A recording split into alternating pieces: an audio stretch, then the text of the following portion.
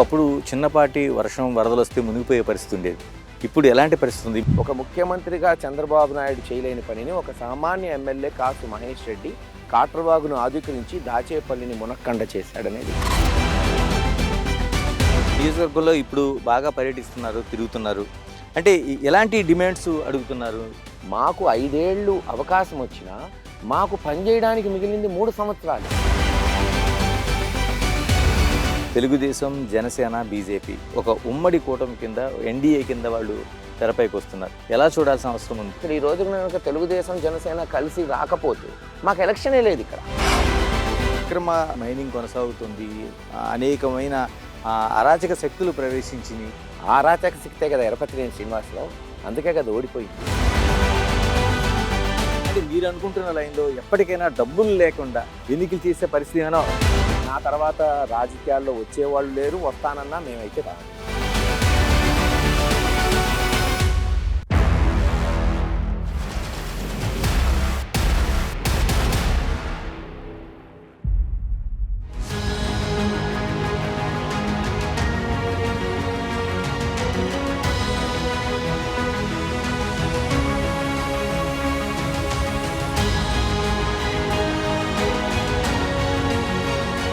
జరగబోయే ఎన్నికల్లో గురజాల రాజకీయం ఏ విధంగా ఉండబోతుంది? ఇక్కడ నుంచి సిట్టింగ్ ఎమ్మెల్యేగా, ఇప్పుడు మరోవైపు వైసీపీ అభ్యర్థిగా పోటీ చేస్తున్న కాసు మహేష్ రెడ్డి గారు మన ముందున్నారు. మహేష్ రెడ్డి గారు నమస్తే. ఎలా ఉండబోతుందండి? ఎందుకంటే ఈసారి అనేక వార్తలు వ్యక్తం అవుతున్నాయి. ఒక హోరాహోరీ పోటీ ఉండబోతుంది అంటున్నారు. ఏ విధంగా ఉండబోతుంది? గురజాలకు సంబంధించి మీరు ఏ అంచనా వేస్తున్నారు? మీరు అన్నట్టు పైకి కనపడడానికి పోటీ హోరాహోరీగానే ఉంటుంది, నేను కాదన్ను. ఎప్పుడైనా పల్నాడులో రాజకీయాలు, ఎలక్షన్స్ హోరాహోరీగానే ఉంటాయి. కానీ గెలుపు పోయినసారి కన్నా ఈసారి మాకు ఇంకా సునాయాసంగా ఉండబోతుంది. ఎలా అంటారు?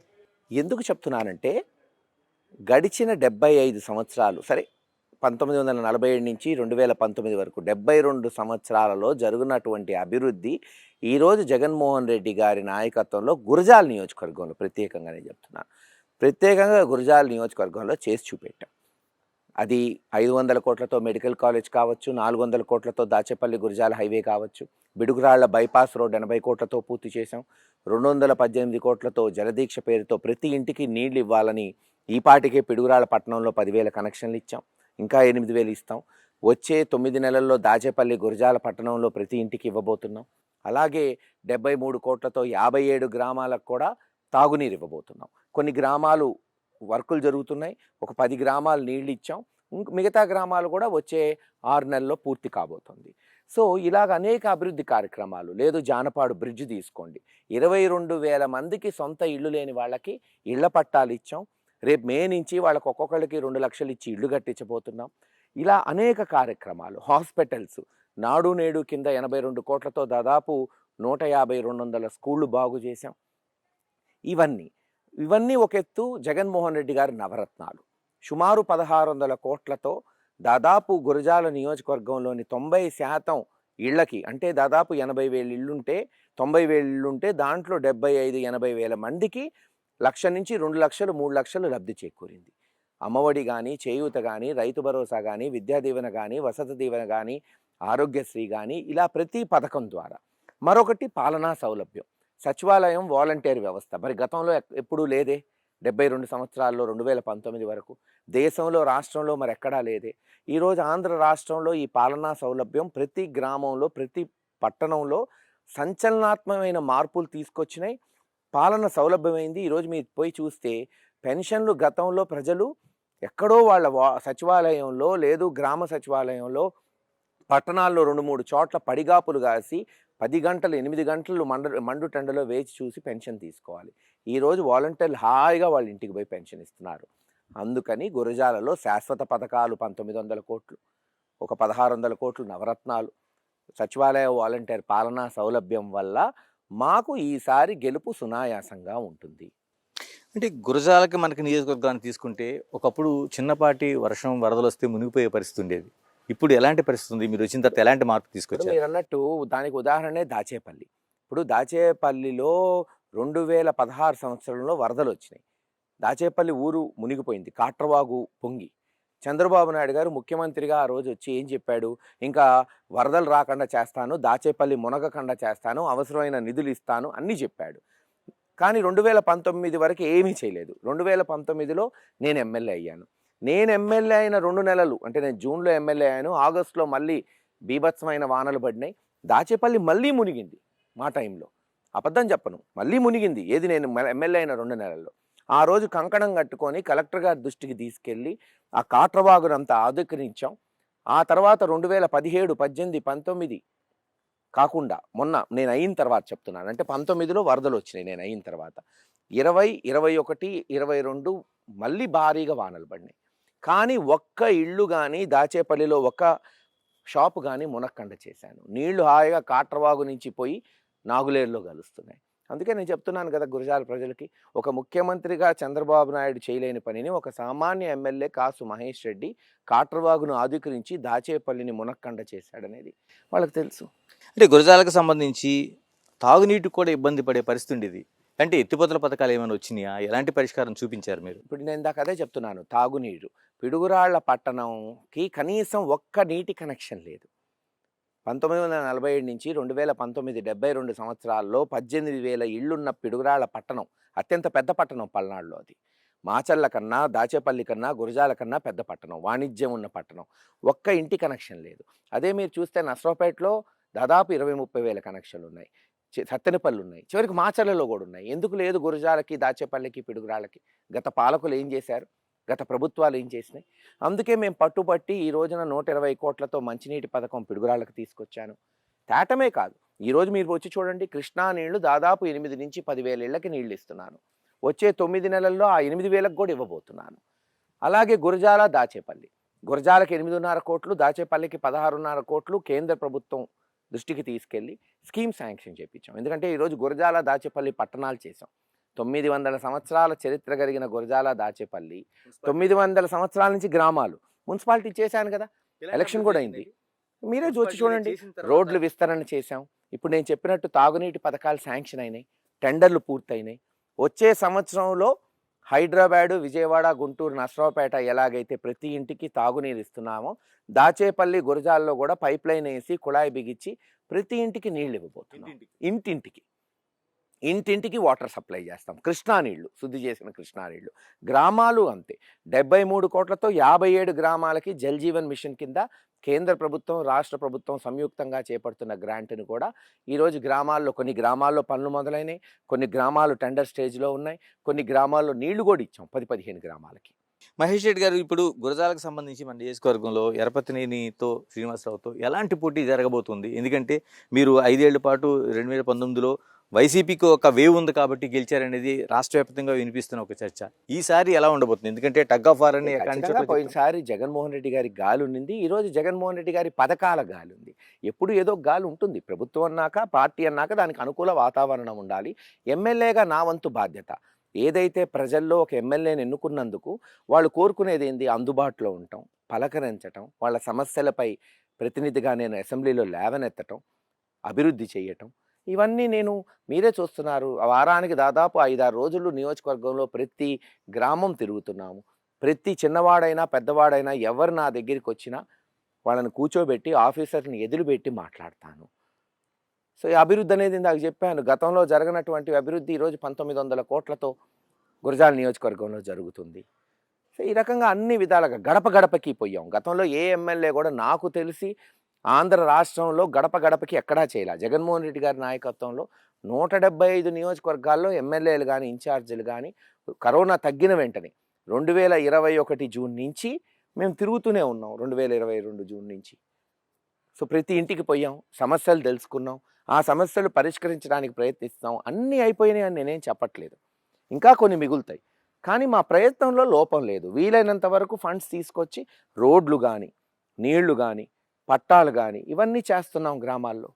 అంటే ఇంకా మీకు నియోజకవర్గంలో ఇప్పుడు బాగా పర్యటిస్తున్నారు, తిరుగుతున్నారు, అంటే ఎలాంటి డిమాండ్స్ అడుగుతున్నారు మిమ్మల్ని? ఖచ్చితంగా ఇంకా తాగునీరు ఇబ్బంది ఉంది, లేదని నేను అనలేను. మనం ఏదైతే ఇందాక నేను మీకు చెప్పినట్టు పిడుగురాళ్ల వాటర్ స్కీమ్ కానీ, అమృత్ పథకం కింద ఏదైతే దాచేపల్లి, గురజాలకు వచ్చిన సుమారు 25 కోట్ల నిధులు కానీ, జల్ జీవన్ మిషన్ కింద వచ్చిన 73 కోట్లు 57 గ్రామాల్లో పూర్తి చేస్తే ఖచ్చితంగా ఒకటి చెప్తాను, 90% ప్రాబ్లం సాల్వ్ అవుతుంది. అది కూడా 1 ఇయర్లోనే. నేను చెప్పేది ఇంకొక 10 ఇయర్స్ చెప్పట్లేదు. ఎందుకంటే ఫండ్స్ అన్నీ వచ్చినాయి, శాంక్షన్ అయినాయి, టెండర్ స్టేజ్లో ఉన్నాయి. ఇక్కడ మీరు ప్రజలు ఆలోచించాల్సింది, మాకు 5 ఏళ్ళు అవకాశం వచ్చినా మాకు పనిచేయడానికి మిగిలింది 3 సంవత్సరాలే. ఇప్పుడు ఫస్ట్ 6 మంత్స్ తెలుసుకోవడానికే టైం పడుతుంది. 2020 మార్చు కరోనా, 2020 సంవత్సరం అంతా పోయింది. మళ్ళీ సెకండ్ ఫేజ్ కరోనా 2021 ఏప్రిల్లో వచ్చింది. మళ్ళీ ఆగస్టు సెప్టెంబర్ వరకు అది చనిపోవటాలు కానీ ఆక్సిజన్ కానీ హాస్పిటల్. సో లిటరలీ మీరు చూస్తే 2019 జూన్ నుంచి 2021 జూన్ వరకు మేము నిస్సహాయాలుగా ఉన్నాం. మహేష్ రెడ్డి గారు, మామూలుగా చూస్తే 2019 ఎన్నికల్లోన ఒక ఎవరికి వాళ్ళుగా పోటీ చేసిన పరిస్థితి ఉంది. ఇప్పుడు తెలుగుదేశం, జనసేన, బీజేపీ ఒక ఉమ్మడి కూటమి కింద, ఎన్డీఏ కింద వాళ్ళు తెరపైకి వస్తున్నారు. ఎలా చూడాల్సిన అవసరం ఉంది? ఏం పర్లేదండి, మేము ఫస్ట్ నుంచి చెప్తున్నాం కదా, జగన్మోహన్ రెడ్డి గారు పార్టీ పెట్టినప్పటి నుంచి 2014 కావచ్చు, 19 కావచ్చు, ఒంటరిగానే ఉన్నాడు బై ఎలక్షన్స్లో. కానీ ఈరోజు కూడా అదే స్టాండ్తో పోతున్నాం మేము. ఇంకా వాళ్ళు 2 కలుస్తారా, 3 కలుస్తారా, మాకు పెద్ద సమస్య ఉండదు. ఎందుకంటే గత ఎలక్షన్స్లో మాకు 51% ఓటింగ్ వచ్చింది. ఇప్పుడు మేము దాదాపు 87% ఇళ్లకి నవరత్నాల ద్వారా మేము ఆ ఇళ్లని డైరెక్ట్గా టచ్ చేశాడు జగన్మోహన్ రెడ్డి గారు. వాళ్ళ కష్టాల్లో భాగస్వాముడయ్యారు, వాళ్ళ కన్నీళ్లు తుడిశాడు. ఇప్పుడు ఎవరైనా పేదవాడు అప్పుల పాలయ్యేది దేనికి చెప్పండి? చదువు కొరకు, పిల్లల చదువు కొరకు, జబ్బు చేస్తే ఆరోగ్యం కొరకు, ఒక ఇల్లు కట్టుకోవడానికి.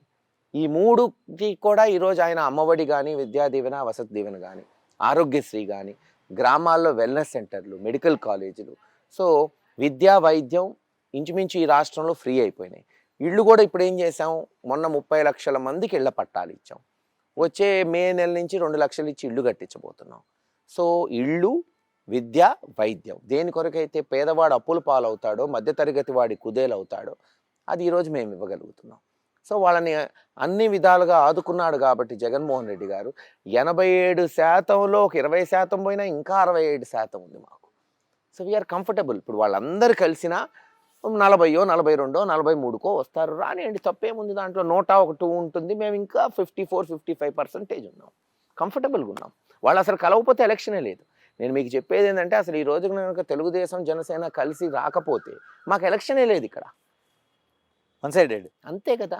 విచిత్రం ఏంటంటే, నాకు అపార అనుభవం ఉన్న చంద్రబాబు నాయుడు గారు 40 ఏళ్ళు ఇదొక పెద్ద గొప్ప పార్టీ చెప్పుకునే తెలుగుదేశం నాయకులు ఇంకో పార్టీ కలుపుకోకుండా రాలేకపోతుందే.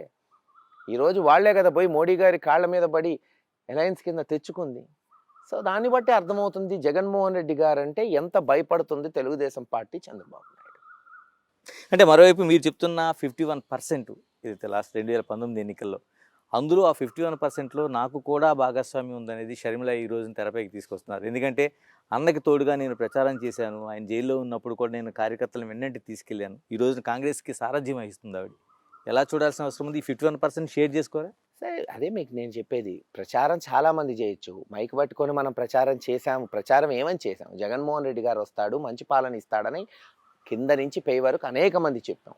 ఆ స్లోగన్ను నిలుపుకున్నాడు జగన్మోహన్ రెడ్డి గారు. అంతేకాని షర్మిల గారు ఎక్కడా ఆ రోజున నేను వస్తాను, నేను చేస్తానని చెప్పలేదు. ఆమె చెప్పింది జరిగింది. జగన్మోహన్ రెడ్డి గారు వచ్చాడు, మంచి చేశాడు. ఈరోజు ఆమె స్లోగన్ మార్చుకొని ఎవరైతే ఆంధ్ర రాష్ట్రాన్ని విడగొట్టిందో కాంగ్రెస్ పార్టీ, ఆ కాంగ్రెస్ పార్టీని మరి ఆమె కదా బూతులు తిట్టింది. మరి ఈరోజు ఆమె పోయి అది మంచి పార్టీ అంటే జనం నమ్ముతారా? ఆమె విశ్వసనీయత కూడా ప్రజలు నమ్మే పరిస్థితులు లేవు ఈ రోజున. అంటే తరతరాలుగా కాంగ్రెస్ పార్టీది మిమ్మల్ని విడదీయలేని అనుబంధం, తాతగారి దగ్గర నుంచి ఇక్కడికి. ఎలా కాంగ్రెస్ పార్టీకి మళ్ళీ పునర్జీవం లేదంటారా? ఇప్పుడు ఆంధ్ర రాష్ట్రం వరకు కష్టమండి. ఎందుకంటే జగన్మోహన్ రెడ్డి గారు ఉన్నారు. వాస్తవంగా మీరు చూస్తే రాష్ట్రం విడిపోయిన తర్వాత, జగన్మోహన్ రెడ్డి గారు పార్టీ పెట్టిన తర్వాత, పార్టీ పునాదులు పటిష్టమైన తర్వాత కాంగ్రెస్ పార్టీకి ఉన్న ఓటే ఈరోజు జగన్మోహన్ రెడ్డి గారికి షిఫ్ట్ అయిపోయింది. ఆ వర్గాలు కావచ్చు, ఆ ఓటు బ్యాంక్ కావచ్చు. ఎస్, మీరు అన్నట్టు మేము ఫస్ట్ నుంచి కాంగ్రెస్ ఫ్యామిలీ. కానీ మీరు గమనించాల్సింది, ఏ రాజకీయ నాయకుడైనా చూసేది పదవుల్లో ఉండాలి, పదవులు వస్తే ప్రజలకు 4 మంచి పనులు చేయగలుగుతామని. ఆ రోజు కాసు బ్రహ్మానందరెడ్డి గారు ముఖ్యమంత్రిగా ఉండి మెజారిటీ సభ్యులు అసెంబ్లీలో 90% మంది అతనే ముఖ్యమంత్రి కావాలని కోరుకుంటే, ఆంధ్ర యాజిటేషన్ జరుగుతుంటే ఇందిరాగాంధీ గారిని నా ముఖ్యమంత్రి పోయినా పర్లేదు, ఆంధ్ర రాష్ట్రం కలిసి ఉండాలని 1971లో రాజీనామా చేసి ఆంధ్ర తెలంగాణని పటిష్టంగా ఉంచేటట్టు చేశాడు. అంతకన్నా మా కుటుంబానికి ఇంకా గొప్పది ఉండదు. మరి 2014లో వద్దు వద్దు అని కాసు కృష్ణారెడ్డి గారు మంత్రిగా ఉండి మొత్తుకుంటూ రాజీనామా చేసిన ఈ ఆంధ్ర రాష్ట్రాన్ని విడిగొట్టారు. చెప్పండి, పార్టీ ముఖ్యమా, మన ప్రాంతం ముఖ్యమా, ప్రజలు ముఖ్యమా? ఖచ్చితంగా ప్రాంతం, ప్రజలు, ఈ రాష్ట్ర ప్రజలు ముఖ్యం పార్టీ కన్నా. పార్టీ తప్పు చేసినప్పుడు ఇంక మేమేం చేయగలుగుతాం? మాకున్న ఆల్టర్నేటివ్ ఆ రోజున జగన్మోహన్ రెడ్డి గారా, చంద్రబాబు నాయుడు గారా చూసుకోవాలి. ఖచ్చితంగా నాకు సీనియర్ జగన్మోహన్ రెడ్డి గారు, రాజశేఖర రెడ్డి గారు తనయుడు, కుటుంబం ఆప్తుడు, మంచి చేయాలని పోరాటం చేస్తున్న వ్యక్తి కనుక నేను నా చాయిస్ నేను చేసుకున్నాను. మహేష్ రెడ్డి గారు, మీ నియోజకవర్గం వద్దాం, గురజాలకి. Mining mafia కొనసాగుతుందంట. అసలు మైనింగ్ కొనసాగుతుంది. అనేకమైన అరాచక శక్తులు ప్రవేశించినాయి. ఏం జరుగుతుంది అంటే? ఖచ్చితంగా అక్రమ మైనింగ్, అరాచక శక్తులు ఉండేనండి. దాన్నంతా ఆపాం. ఆ అరాచక శక్తే కదా ఎరపతినేని శ్రీనివాసరావు. అందుకే కదా ఓడిపోయింది. కానీ మేము వచ్చినప్పటి నుంచి అదంతా లీగలైజ్ చేశాను. ఎవరన్నా పెట్టుకోండి, పర్మిషన్ ఇప్పిస్తానని చెప్పాను. అనేక దఫాలు ప్రెస్ వారికి కూడా నేను చెప్పాను, ఎక్కడన్నా ఇల్లీగల్ మైనింగ్ జరుగుతుంటే చెప్పండి, సీజ్ చేపిస్తాను. ఇప్పటి వరకు ఒక ఆర్టికల్ చూపెట్టమనండి, పలానా దగ్గర ఉంది. పోనీ ఉండొచ్చు, ఒకటి రెండు వచ్చి ఉండొచ్చు, దాని మీద ఇమీడియట్గా యాక్షన్ తీసుకున్నాం. ఇప్పటికీ చెప్తున్నాను, ఎక్కడన్నా రాయల్టీ కట్టకుండా ఇల్లీగల్ మైనింగ్ జరుగుతుంటే గురజాల్లో, అఫ్కోర్స్ ఇప్పుడు నేను ఎమ్మెల్యే కాదనుకోండి, అధికారులకు నేను రిప్రజెంట్ చేస్తాను. మొన్నటి వరకు నేను ఎమ్మెల్యే, నాది బాధ్యత, నాది కూడా బాధ్యత, నా ఒక్కడిదే కాదు, మైనింగ్ అధికారులు, కలెక్టరు, రాయల్టీ వాళ్ళందరిది ఉంటుంది. కానీ ఒక ఎమ్మెల్యేగా నా బాధ్యత అక్రమాలను కూడా అరికట్టాలి. కాబట్టి ఎక్కడన్నా ఎవరన్నా చేస్తే మటుకు ఉపేక్షించేది లేదని చెప్పాను. అలాగే చేసుకుంటూ పోయాం. అంటే లైసెన్స్ పేరుతో ఇల్లీగల్గా, అంటే 100 వాటికి పర్మిషన్ తీసుకొని 200 కొనసాగే పరిస్థితి ఇప్పుడు కూడా కొనసాగుతుంది. 100 రాయల్టీ బిల్లులు పెట్టుకొని 120 తోలాడా లేదా, ఇంకా అది మైనింగ్ వాళ్ళు చూడాలి. ఇప్పుడు ఎమ్మెల్యే రోజు గేటు దగ్గర కూర్చొని ఎన్ని వచ్చినాయి ఎన్ని పోయా చూసుకోవాలంటే మాకు అదే పని కాదు కదా. కదండి, పల్నాడు అంటేనే ఒక పౌరుషానికి ఒక ప్రతీక. మీ జిల్లా పేరు కూడా ఇప్పుడు ప్రత్యేకంగా మార్పు కూడా చేసుకున్నారు. ఏంటి ఇంకా హత్య రాజకీయాలు ఏంటి? అసలు ఈ దౌర్జన్యాలు కొనసాగడం ఏంటి? అసలు చాలా తగ్గిపోయినాయండి. ఒకప్పుడు మీరు చూస్తే నక్సలిజం, ఫ్రాక్షనిజంతో 2000 సంవత్సరం మీరు చూస్తే నక్సలిజం, ఫ్రాక్షనిజం అట్టుడికిపోయింది. తెలుగుదేశం నాయకులంతా పారిపోయారు పల్నాడు వదిలి. మేము ఇక్కడే ఉన్నాం అనుకోండి. 75 సంవత్సరాలు స్వతంత్రం రాకముందు నుంచి దాదాపు 1940 అంటే సుమారు 85 సంవత్సరాలు అవ్వస్తుంది. ఇదే ఇళ్ళు, ఇదే ఇంటి నుంచి రాజకీయం చేసాం. సెంటు పెరగలేదు. పదవులు వచ్చినాయి పోయినాయి, కానీ అంగుళం కూడా పెరగల ఇంట్లో. ఈ ఇంట్లోనే రాజకీయం చేసాం, ఈ ఇంట్లోనే రాజకీయం చేస్తూ ఉంటాం. కానీ మీరు అన్నట్టు ఫ్రాక్షనిజం చాలా తగ్గింది, నక్సలిజం అసలు రూపు మారిపోయింది. ఉన్నాయి, అసలు లేవు, చిన్న చిన్న గొడవలు లేవు, అక్కడక్కడ జరగలేదన్న, కానీ కంపారిటివ్లీ చాలా తక్కువ.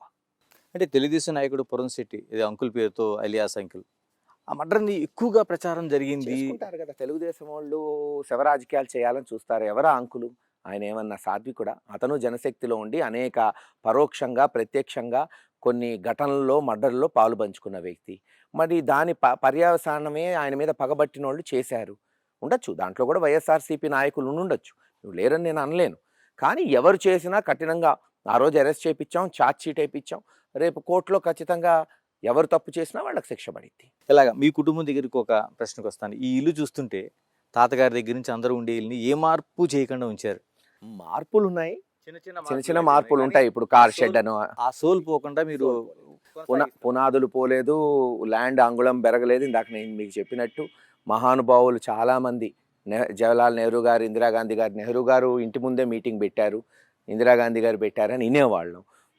దాదాపు 14-15 మంది ముఖ్యమంత్రులు, అంటే మాజీ ముఖ్యమంత్రుల ఏదో ఒక టైము, టంగుటూరి ప్రకాశం పంతులు గారి దగ్గర నుంచి జగన్మోహన్ రెడ్డి గారి వరకు, బహుశా దాదాపు ఎన్టీ రామారావు గారు, చంద్రబాబు నాయుడు గారు తప్పితే ఇంకా అందరూ ఇంట్లోకి వచ్చిన వాళ్ళే. ఏదో టైంలో విందో, పలహారమో, టిఫినో, అంటే వాళ్ళు ముఖ్యమంత్రిగా వచ్చారని నేను చెప్పట్లా, ఏదో ఒక సందర్భంలో. సో అదృష్టం మాకు జనం ఇచ్చారు, ఈ ప్రాంతం ఇచ్చింది, మనం అదృష్టంగా భావించాలి. అదే గర్వపడే విషయం కాదు, అది మనం ఆనందించే విషయం. ఎందుకంటే ఇంత దూరం ఇల్లు ఇంకా కొనసాగుతుంది. ఇన్నేళ్ల నుంచి మేము రాజకీయాల్లో ఉన్నాం. డబ్బు లేకపోయినా, ఎప్పుడు అధికారం లేకపోయినా ప్రజల మన్నన ఉండవు కాబట్టి నెట్టుకు రాగలుగుతున్నాం. ఎస్, లెటస్ సీ ఇంకెన్ని రోజులు ఉంటుందో. బహుశా నా తరమే లాస్ట్ తరం. నా తర్వాత రాజకీయాల్లో వచ్చేవాళ్ళు లేరు, వస్తానన్నా మేమైతే రానియం. ఎందుకనండి అంత? అంటే కమర్షియల్ అయిపోయింది పాలిటిక్స్. ఇప్పుడున్న రాజకీయాలకు నిజంగా చెప్పాలంటే నేను కానీ మా కుటుంబం కానీ సరిపోననే నా భావన.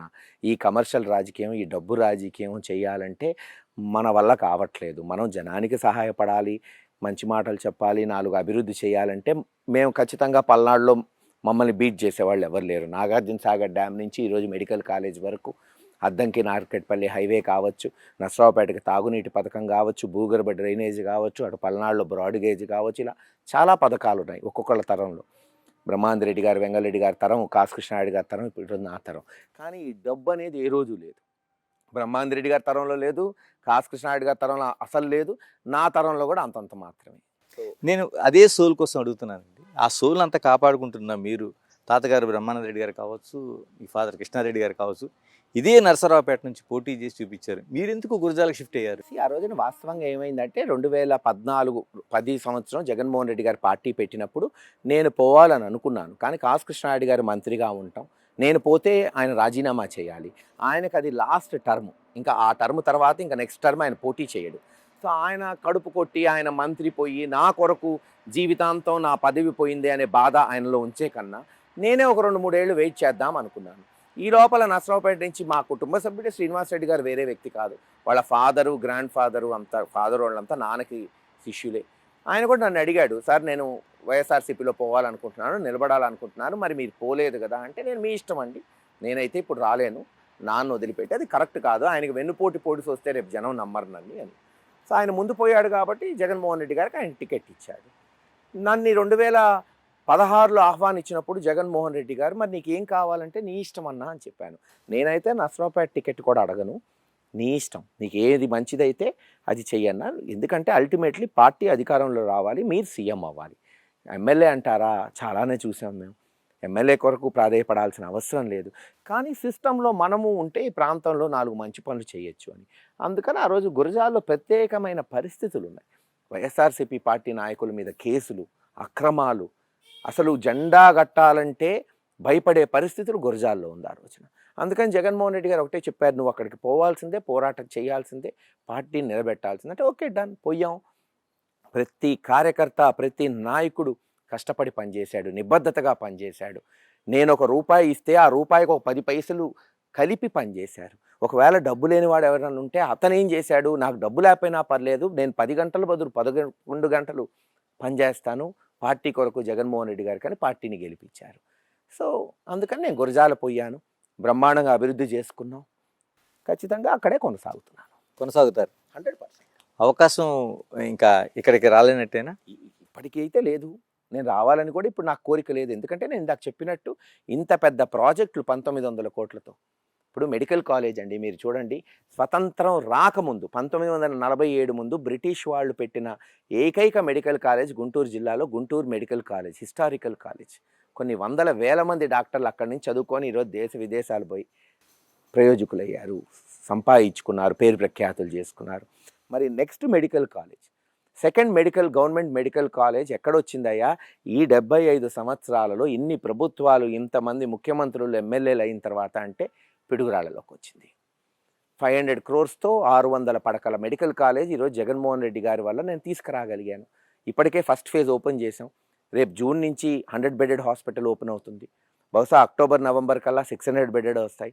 2025 ఏప్రిల్ కల్లా MBBS అడ్మిషన్స్ తీసుకుంటున్నాం. మరి అలాగే ఇందాక నేను చెప్పినట్టు జాతీయ రహదారులు కానీ, గురజాల దాచేపల్లి పట్టణాలు కానీ, 57 గ్రామాలు 3 పట్టణాలకి తాగునీటి పథకాలు కానీ, జానపాడు బ్రిడ్జ్ పూర్తి చేయాలి, బైపాస్ రోడ్డు ఫస్ట్ ఫేజ్ పూర్తయింది, ట్రాఫిక్ మళ్ళించాం, సెకండ్ ఫేజ్ కూడా 2 నెలల్లో పూర్తి చేస్తాం. అందుకని ఈ ప్రాజెక్టులన్నీ పూర్తి చేయాలి కాబట్టి నేను అక్కడ ఉండాలని నా ఆశ. మీకు సూటిగా ఒక ప్రశ్న, ఎందుకంటే పార్టీలో ఈ పార్టీ ఆ పార్టీ అని లేదు, పార్టీలో మొరాలిటీ కావచ్చు, లేకపోతే వాళ్ళు మాట్లాడుతున్న తీరు కావచ్చు, అంటే విమర్శలు కావచ్చు, ఎక్కడైనా పార్టీలో విమర్శలు అనేవి కామన్. అవి చూస్తుంటే ఏమనిపిస్తుంది? ఎందుకంటే మీరు తాతగారి దగ్గర నుంచి ఒక లైన్ అంతా చూసి వచ్చారు. మీరు అన్నది వాస్తవమే, రాజకీయ పార్టీలు అనే దానికన్నా రాజకీయాల్లో విలువలు తగ్గుతున్నాయి. అది ఈ పార్టీయా ఆ పార్టీయా అంటాం, మనం బేరీ చేయటం కష్టం. దేశంలోనే విలువలు తగ్గుతున్నాయి. దానికి కారణం ప్రజల్లో కూడా విలువలు తగ్గినాయి. ఎవరి రాజకీయ నాయకులు చెప్పండి, ప్రజల నుంచి వచ్చిన వాడే నాయకుడు.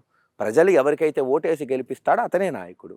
సో ప్రజల అభిష్టం మేరకు జరుగుతుంది, కానీ వాళ్ళ వేరే రకంగా కాదు. ఒప్పుకుంటా, స్వతంత్రం వచ్చినప్పుడు నేను వినేవాడిని, పేదరికం కావాలని నాయకులు కోరుకునేవాళ్ళు. ఎందుకంటే అప్పుడు ఎంత పేదరికంలో ఉంటే ప్రజలంతా వాళ్ళకి మద్దతు పలికేవాళ్ళు.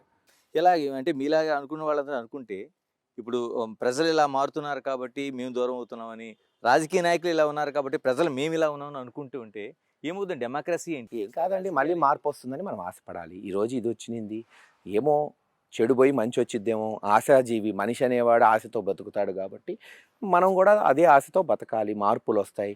ఇది ఎప్పటికన్నా ఈ చెడు సంస్కృతి పోయిద్ది. ఈ కులతత్వం, మతతత్వం, ఈ అవినీతి ఇదంతా పక్కన పడి మళ్ళీ మంచి నాయకుడిని, మంచి పాలనని ఏదైతే ప్రజలు మార్పు తేవాలనుకుంటున్నారో, వాళ్ళు కోరుకుంటున్నారో అది వస్తుందని ఆశపడాలి. బహుశా ఇప్పుడు జగన్మోహన్ రెడ్డి గారు ప్రవేశపెట్టిన సచివాలయాలు కూడా మీరు చూస్తే చాలా మటుకు కరప్షన్ తగ్గింది. ఇంకా ఎలక్షన్ కరప్షన్ కూడా తగ్గిపోతే వచ్చే సంవత్సరాల్లో బాగుంటుంది.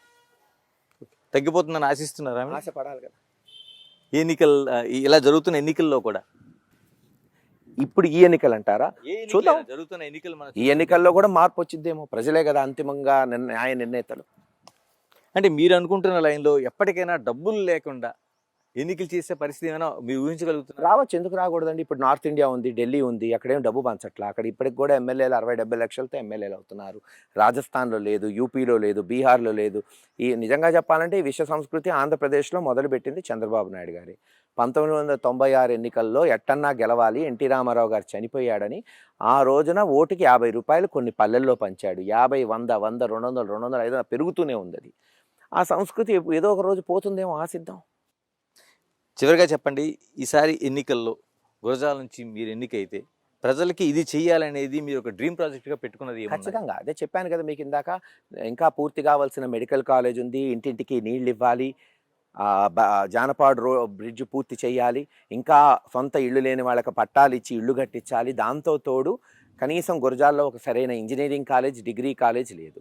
అందుకని పిడుగురాళ్ళ, దాచేపల్లిలో ఒక డిగ్రీ కాలేజ్, ఇంజనీరింగ్ కాలేజ్, గురజాలలో జంగమేశ్వరపురంలో ఒక అగ్రికల్చర్ కాలేజ్, ఇది తీసుకొస్తే ఎడ్యుకేషన్గా ఒక చిన్న మినీ హబ్గా గురజాల నియోజకవర్గాన్ని మనం తీర్చిదిద్దచ్చు. అలాగే మెడికల్ కాలేజీలో ఉన్న హాస్పిటల్ కూడా పూర్తి చేసి ఆ 600 పడకలు అందుబాటులోకి తీసుకొస్తే కాలు నొప్పి నుంచి గుండె నొప్పి వరకు, క్యాన్సర్ వరకు ప్రతి జబ్బు చికిత్స ఉచితంగా అక్కడ అందించవచ్చు.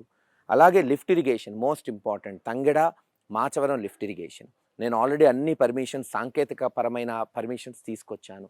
దానికి నిధులు కూడా జగన్మోహన్ రెడ్డి గారు త్వరలోనే 180 కోట్లు శాంక్షన్ చేయబోతున్నారు. అది వస్తే చిట్ట చివరి భూములు, దాచేపల్లి, మాచవరం మండలంలోని చిట్ట చివరి భూములు. ఎందుకంటే బ్రహ్మాందరెడ్డి గారు నాగార్జున సాగర్ కట్టిన తర్వాత అన్ని సస్యశ్యామలు అయింది, కానీ చిట్ట చివరి ఊళ్ళకి నీళ్లు సక్రమంగా రావట్లేదు, టైలెంట్ భూములకి. సో ఈ తంగెడ, మాచవరం లిఫ్ట్ ఇరిగేషన్లు పూర్తి చేయాలి. అలాగే దాచేపల్లిలో లో లెవెల్ చెప్టా ఉంటుంది, అది కూడా పూర్తి చేస్తే అటు ఇటు రాకపోకలు. ఇలా ఒక మేనిఫెస్టోతో రాబోతున్నాం వారం రోజుల్లోనే. మెయిన్గా engineering college, BSc college, degree college, lift irrigation పథకాలు, లో లెవెల్ చప్టాలు. ఇలా మాచవరం నుంచి డబల్ వే రేకులగడ్డ దాకా, మాచవరం గ్రామం వరకు డబల్ వే చేయగలిగాం. మాచవరం నుంచి రేకులగడ్డ దాకా కూడా రోడ్డు విస్తరణ చేయగలిగితే రోడ్లు కూడా అన్నీ బాగుపడతాయి. థ్యాంక్ యూ అండి, thank you very much. Wish all the best. Thank you.